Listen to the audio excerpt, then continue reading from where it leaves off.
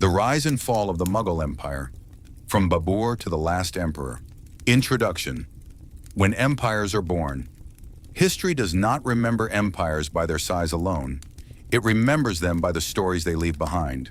Stories of ambition, betrayal, glory, bloodshed, love, and loss.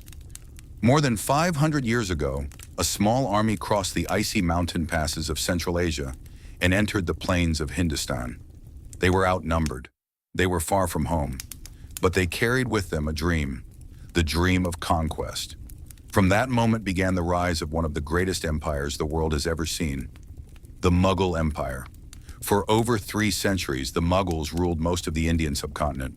They built cities of marble and gold, commanded armies of millions, shaped culture, art, language, and architecture. And yet in the end, they lost everything. This is the complete story of the rise and fall of the Mughal Empire. Chapter 1, Babur, the man with nothing to lose. Zahiruddin Muhammad Babur was born in 1483 in the valley of Fergana in present-day Uzbekistan. He was no ordinary prince. Babur was a descendant of Timur Tamerlane on his father's side and Genghis Khan on his mother's side, 2 of history's most feared conquerors. But despite this powerful lineage, Babur inherited a kingdom that was fragile and constantly under threat. At just 12 years old, Babur became ruler of Fergana. Within years, he lost his kingdom. He regained it, then lost it again, betrayed by nobles, attacked by rivals, forced into exile. By his early 20s, Babur was a king without a kingdom, a warrior with nothing left to lose. Looking south, Babur saw opportunity. India was rich but divided. The Delhi Sultanate, ruled by Ibrahim Lodi, was weak, unpopular, and surrounded by enemies. Babur decided to invade. Chapter 2, the First Battle of Panipat, 1526. On April 21st, 1526, Babur faced Ibrahim Lodi near the town of Panipat. Babur had 15,000 soldiers. Ibrahim Lodi had over 100,000 soldiers and war elephants. By numbers alone, Babur should have lost. But Babur had something new: gunpowder artillery. Using cannons, muskets, and innovative battlefield tactics, Babur shattered the Lodi army. Ibrahim Lodi was killed on the battlefield. That single battle changed Indian history forever. Babur became the founder of the Mughal Empire. Chapter 3, Humayun, the emperor who lost an empire. Babur ruled only 4 years before his death in 1530. His son Humayun inherited the empire. Humayun was intelligent, artistic, and kind, but he lacked his father's decisiveness. His greatest enemy was Sher Shah Suri, a brilliant Afghan general.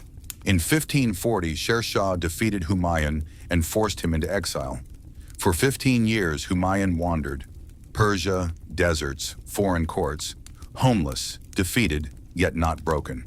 With Persian support, Humayun returned to India in 1555 and reclaimed Delhi. But fate was cruel.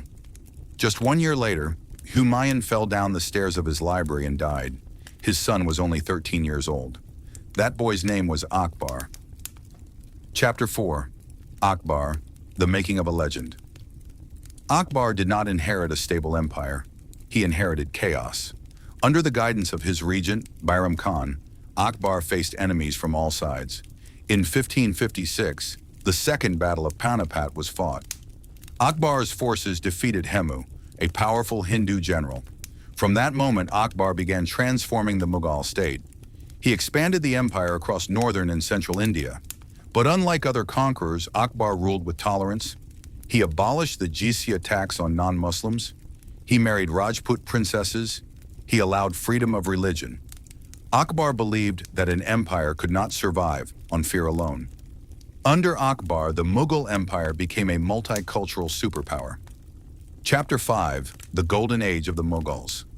Akbar was succeeded by his son Jahangir, and then by Shah Jahan. This period marked the Golden Age of the Mughal Empire. Shah Jahan was obsessed with beauty and perfection. Under his rule, Delhi was rebuilt, the Red Fort was constructed, and the greatest monument of love was born, the Taj Mahal.